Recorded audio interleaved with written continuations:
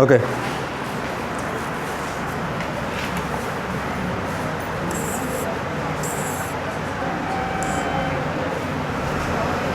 Visualising the nation. अगर आप history में देखे होंगे, बहुत सारे जगह पे आपको मिला होगा, क्या मिला होगा, राजा का स्टैचू, फोटोज़, और वो स्टेट उस राजा के नाम से जाना जाता था, ठीक है। लेकिन 18 और 19 सेंचुरी में क्या होता है, जो आर्टिस्ट थे 18 और 19 सेंचुरी के जो आर्टिस्ट थे, उन्होंने एक अलग सिस्टम अपनाया, एक कंट्री को रिप्रेजेंट करने का, एक कंट्री को लोगों के सामने लाने का एक डिफरेंट वे उन्होंने चूज़ किया। आप देखोगे इसमें है, while it is easy enough to represent a ruler through a portrait or a statue. आपने देखा होगा किसी राजा को उसके तस्वीर से या फिर उसके स्टैचू से रिप्रेजेंट किया जाता है। Artist in the 18 and 19 century found a way out by personifying a nation. आपको यहाँ पे एक नया वर्ड मिल रहा है, पर्सनिफाइंग अ नेशन। 18 और 19 सेंचुरी के जो आर्टिस्ट थे, उन्होंने क्या किया, नेशन को रिप्रेजेंट किया, नेशन को पर्सनिफाई किया। अब पर्सनिफाई का मतलब क्या होता है, नेशन को पर्सन के रूप में रिप्रेजेंट करना। जब हम किसी अब्स्ट्रैक्ट आइडिया को पर्सन की तरह रिप्रेजेंट करते हैं, उसकी तरह एक्टिविटीज़ कराते हैं, तो उसको हम कहते हैं पर्सनिफाई। आपको इसमें भी उसका डिफिनेशन आप मिल जाएगा अभी। तो 18-19 सेंचुरी के जो भी आर्टिस्ट थे, उन्होंने नेशन को पर्सनिफाई करना चालू कर दिया। अब नेशन क्या है, कोई मैन वोमेन तो है नहीं, लाइफलेस थिंग है, लेकिन लोगों के दिलों में नेशनलिज्म क्रिएट हो, यूनिफिकेशन हो, इसके लिए उन्होंने क्या किया, नेशन को एक रूप देना चालू कर दिया, पर्सनिफाई करना चालू कर दिया। In other word, they represented a country as if it were a person. ये पर्सनिफाई नेशन का डिफिनेशन हो गया। कि दूसरे शब्दों में हम कह सकते हैं, जो आर्टिस्ट थे 18 और 19 सेंचुरी के, उन्होंने कंट्री को क्या करना चालू कर दिया, मानो जैसे इनको पर्सन के रूप में प्रेजेंट करना चालू कर दिया। और आप, वी आर इंडियन, और हम सबसे पहले किसकी पूजा करते हैं, फर्स्ट ऑफ ऑल भारत माता की।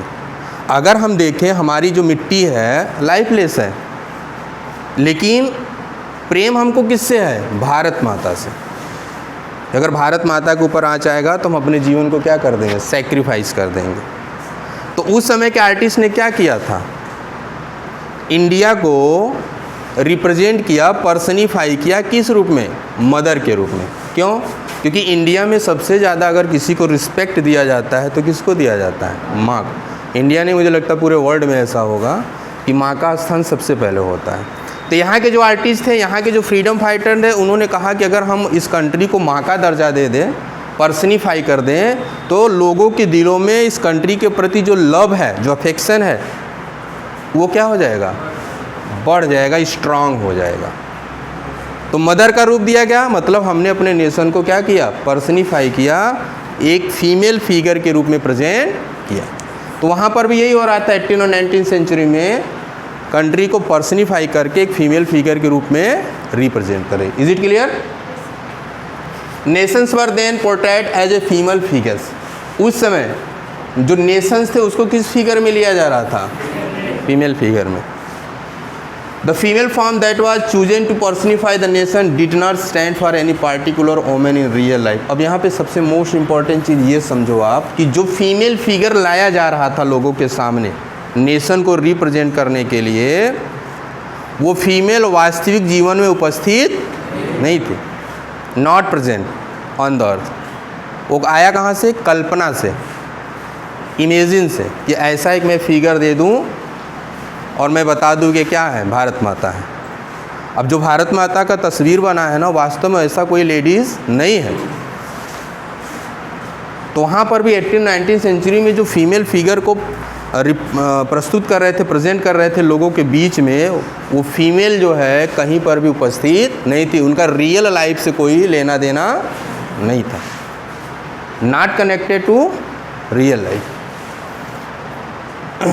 rather it sought to give the abstract idea of the nation a concrete form, that is the female figure became allegory of the nation. ये जो फीमेल फिगर था उसको क्या बनाएगा, नेशन का एलेगरी बनाया गया। तो एलेगरी क्या होता है पहले इसको देख लेते हैं हम लोग।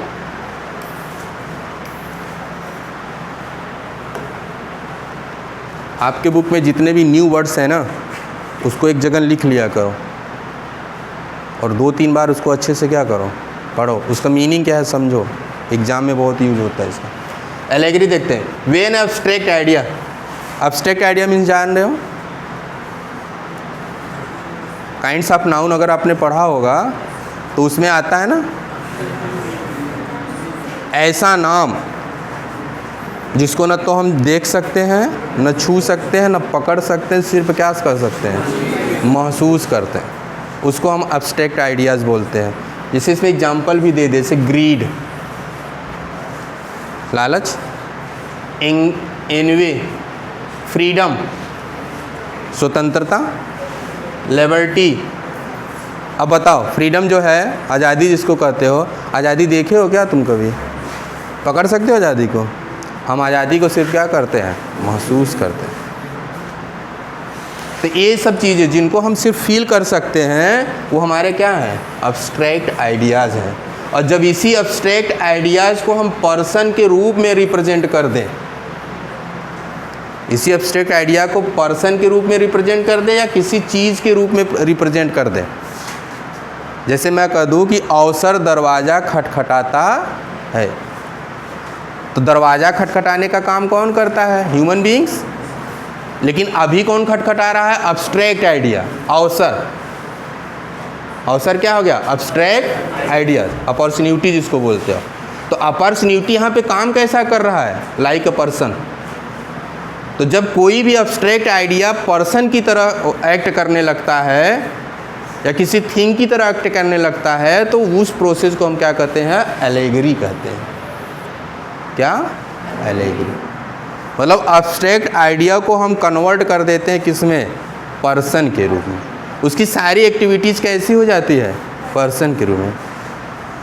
जैसे मैं कह दूं कि आज़ादी दौड़ के मेरे पास आएगी, अगर हम एक रहेंगे तो आज़ादी, अब आज़ादी क्या होगी, फ्रीडम क्या हो गया, एक्ट लाइक अ पर्सन। दौड़ने का काम कौन करेगा, पर्सन या कोई थिंग्स, एनिमल्स।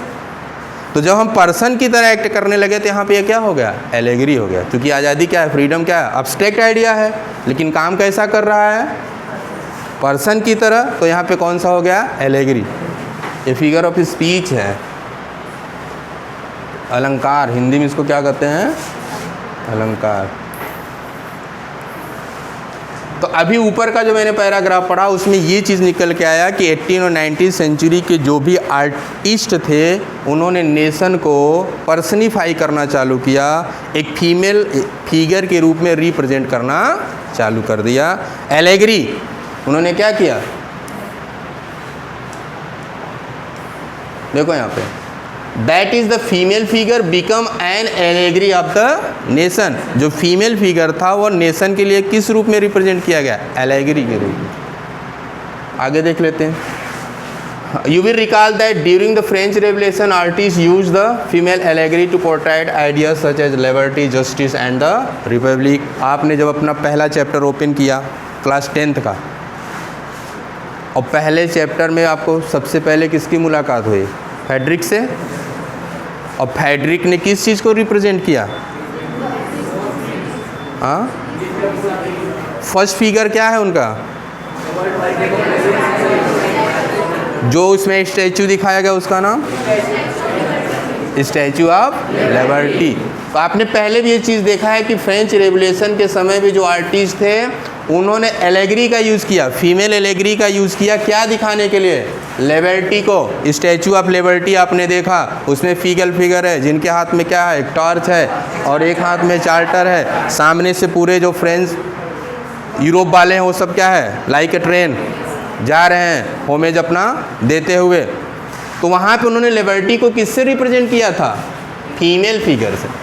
तो ऑलरेडी आप पढ़ चुके कि फ्रेंच रेवोल्यूशन के जो आर्टिस्ट थे उसमें फीमेल एलेगरी को प्रेजेंट कर रहे थे दिखाने के लिए, क्या दिखाने के लिए? लिबर्टी को, जस्टिस को और रिपब्लिक।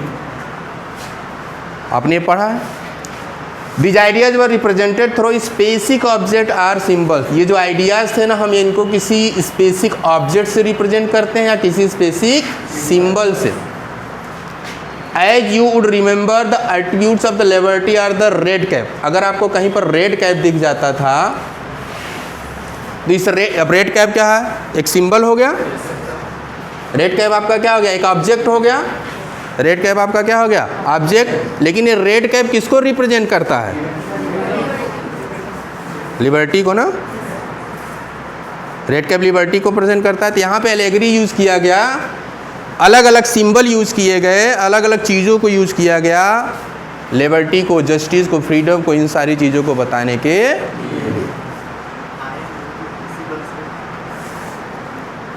क्लियर? अब रेड कैप मीन्स या broken chain means liberty. Liberty. आप यहां देखो, broken chain being freed, crown of oak leaves heroism. अगर किसी के ऊपर ओक एक पेड़ का नाम है, उसकी पत्ती का बनाया जाता है मुकुट, तो माना जाता है वो क्या है? हीरो है। वो क्या है? हीरो, बहादुर है वो। ये सब सिंबल्स यूज किए गए थे।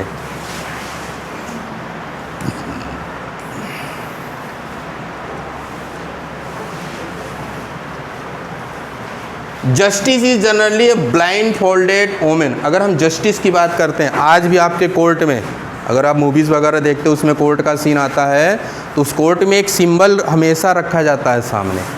इसमें एक लेडीज़ होती है, उसके एक हाथ में क्या रहता है? स्केल रहता है, और दूसरे हाथ में कुछ नहीं रहता। अच्छा, मैं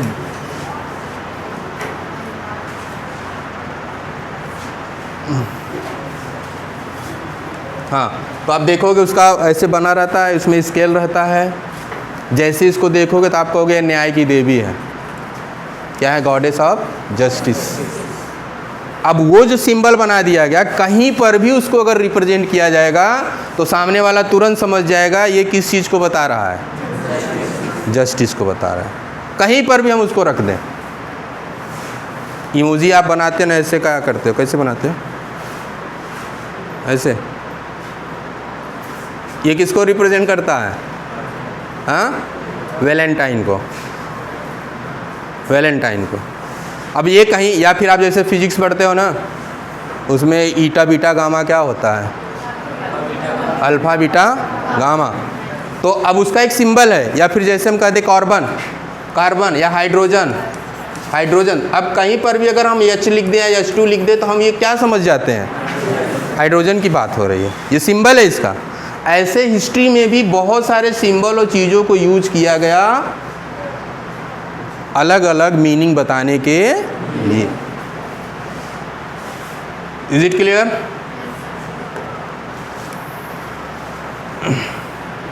Similarly, female allegories were invented by artists in the 19th century to represent the nation। 19th century में भी एलेगरी बनाया गया, फीमेल एलेगरी बनाया गया नेशन को रिप्रेजेंट करने के लिए। In France, he was Christian Marion, a popular Christian name, which underlined the idea of a people's nation। अभी आप यहाँ पे देख सकते हो, फ्रांस की अगर बात करते हैं तो एक पॉपुलर नेम है मरियन। क्रिश्चियन में बहुत फेमस नाम होता है मरियन। और फ्रांस के लोगों ने क्या किया? फीमेल एलेगरी के रूप में कौन सा नाम चूज़ किया? मरियन। मरियन नाम चूज़ किया, लोगों के सामने एक फीमेल एलेगरी रिप्रेजेंट कर दिया। और वो फीमेल एलेगरी किसको रिप्रेजेंट करना चालू कर दिया? फ्रांस को। जैसे हम कहते हैं ना भारत माता, तो तुरंत बात हो जाती है किसकी? इंडिया की। तो फ्रांस में अगर मरियन की बात करें तो ये फीमेल एलेगरी था कंट्री को या उस नेशन को रिप्रेजेंट करने के लिए। Her characteristics were drawn from those of liberty and republic. जो मरियन था ये किसको रिप्रेजेंट कर रहा था? लिबर्टी को और रिपब्लिक को, फ्रांस में। The red cap, the tricolour, the cock statues of Marianne were erected in public square to remind the public of the national symbols of unity. अब जहाँ पर भी ऐसे सारे स्थान जहाँ पर लोग इकट्ठा होते थे, चाहे वो चौराहा हो चाहे मार्केट हो, जहाँ पे लोगों की भीड़ लगती थी, फ्रांस में उन स्थानों पर क्या किया जाने लगेगा, मरियम की स्टैचू लगाई जाने लगी। तो जहाँ जहाँ मरियम की स्टैचू लगती थी, लोगों को क्या होता था, एक चीज़ हमेशा याद आता था। कौन सी चीज़ उनको याद आता था? Unity. Remind the public of the national symbol, इसको नेशनल सिंबल के रूप में लोग याद करते थे। और कैसा national symbol? National symbol of unity, राष्ट्र की एकता के रूप में लोग याद करते थे। जब भी अगर बाबा साहेब भीमराव अम्बेडकर की बात होती है कहीं पर, तो सबसे पहले आपके दिमाग में क्या आता है? इंडियन कॉन्स्टिट्यूशन आ जाता है। या अगर इंडियन कॉन्स्टिट्यूशन की कहीं बात होती तो सबसे पहले किसका नाम आता है? तो बाबा साहेब का जहाँ पर भी स्टैचू लगा होगा, आप जैसे ही देखते होगे तो आपको दिमाग में बस क्या आता है? इंडियन कॉन्स्टिट्यूशन के बारे में सोचने लगते हो, ये भारत के संविधान के निर्माण करता है। वैसे ही जब ये स्टैचू लगाया गया मैरियन का, तो ये क्या दिखाता था? Unity, national symbol of unity, राष्ट्रीय एकता का प्रतीक हो गया। फ्रांस के राष्ट्रीय एकता का क्या था? ये प्रतीक। इसको देखने के बाद फ्रांस के लोग क्या होते थे, उनके दिलों में एक फीलिंग आ जाता था कि हम सब एक रहेंगे, और फ्रांस में जो रिपब्लिक चल रही है, जो फ्रीडम चल रही है, इसको हमेशा बना के रखेंगे। तो इसलिए लोगों के माइंड में, लोगों के हार्ट में ये बात हमेशा घूमता रहे, जहाँ पर लोग इकट्ठा होते थे, ऐसे स्थानों पर इनकी स्टैचू लगाई जाने। क्योंकि कंट्री में अगर यूनिटी रहेगा ना, तो फ्रीडम, रिपब्लिक, ये हमेशा क्या रहेगा? स्टेबल रहेगा। Persuade them to identify with it. Marian image were marked on coin and stamp. और लोगों तक मरियन का फिगर ज़्यादा से ज़्यादा पहुँचे, क्या किया जाने लगा? क्वाइन के ऊपर और स्टैम्प के ऊपर भी इनका इमेज बनाया जाने। क्लियर?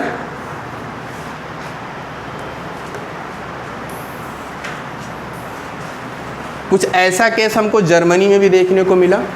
जर्मनी में भी फीमेल एलेग्री लाई गई। जर्मनी में जिस नाम को चूज किया गया वो क्या नाम था? Germania. Became the allegory of the German nation in visual representation. German wear a crown of oak. ये देखिए,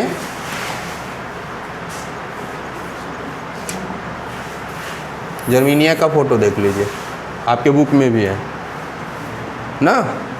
इन्होंने क्या पहना हुआ है? ये ऑक, एक पौधा होता है, उसकी पत्ती का यहाँ पे क्राउन ऑफ ऑक, ऑक लीफ, ऑक के पत्ती का इन्होंने मुकुट पहना है यहाँ पे, देख रहे हो ना। और जर्मन ऑक किस लिए माना जाता है? कि ऐसा व्यक्ति जिसने बहुत बहादुरी का काम किया। तो जर्मन में जो फीमेल एलेग्री लाया गया था वो क्या था हमारा? और फ्रांस में जो लाया गया था वो क्या था? मरियन नाम क्यों चुना गया फ्रांस में? क्योंकि क्रिश्चियन में ये क्या है? फेमस नेम है। अब ये मरियन स्टैचू क्या रिप्रेजेंट करता था? ये सब माइंड में रख लेना। यही तो हिस्ट्री में कुछ खास है नहीं, मेन चीज़ों को माइंड में रखना है बस आपको। और आप इससे डरो मत। कुछ बच्चे डर रहे हैं, डरना नहीं चाहिए। हिस्ट्री मीन्स कुछ नहीं। और थोड़ा भूत प्रेत को नियंत्रित करने में भाई समय तो लगभग करता है। जितने भी इसमें सब मरे हुए हैं, तो उनको कंट्रोल करने में आपको टाइम लगेगा ही लगेगा। लेकिन अगर आप इसको अच्छे से पढ़ोगे, अच्छे से अपने मंत्र का यूज करोगे, तो ये आपके नियंत्रण में रहेंगे। मंत्र इसका क्या है? Revision, point wise revision. ज़्यादा से ज़्यादा रिवीजन करोगे, ऑटोमेटिक आपके जितनी बार आप मंत्र पढ़ोगे, मतलब रिवीजन करोगे, उतनी बार ये आपके नियंत्रण में आते चले जाएंगे। और एक दिन आप इसको किस में बंद कर लोगे? पेन रूपी बाटल में बंद कर लोगे। जब बोर्ड एग्जाम में जाओगे, पेन रूपी बाटल में पूरा हिस्ट्री आपका भरा रहेगा, SST पूरा भरा रहेगा। आप जैसे जैसे बोलते जाओगे वैसे वैसे निकलते जाएंगे आपके। तो आपको एक मंत्र का हमेशा यूज़ करना है, क्या? हाँ, इनको रिवीजन करोगे तो आपके नियंत्रण में रहेंगे। ये कुछ मीनिंग्स है सिंबल का, आप इसको घर पे पढ़ लेना अच्छे से। और एक चीज़ देख लेना, इसके कुछ फिगर्स यहाँ पे दिए गए हैं। जो ये मीनिंग्स है ना, उसी से रिलेटेड ये क्या है आपका? फिगर्स है। तो और अच्छे से फिगर क्लियर करना है तो नेट पे जाके सर्च करोगे तो इनके अलग अलग फिगर आपको मिल जाएंगे। और ये सारी चीज़ आपको लर्न रहनी चाहिए। ये जो फिगर्स है आपका क्या रहना चाहिए,